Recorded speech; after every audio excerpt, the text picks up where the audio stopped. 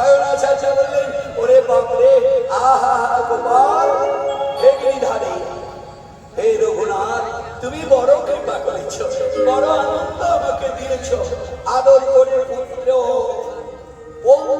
পুত্রের পুত্র নাম রাখলেন বিষ্ণু।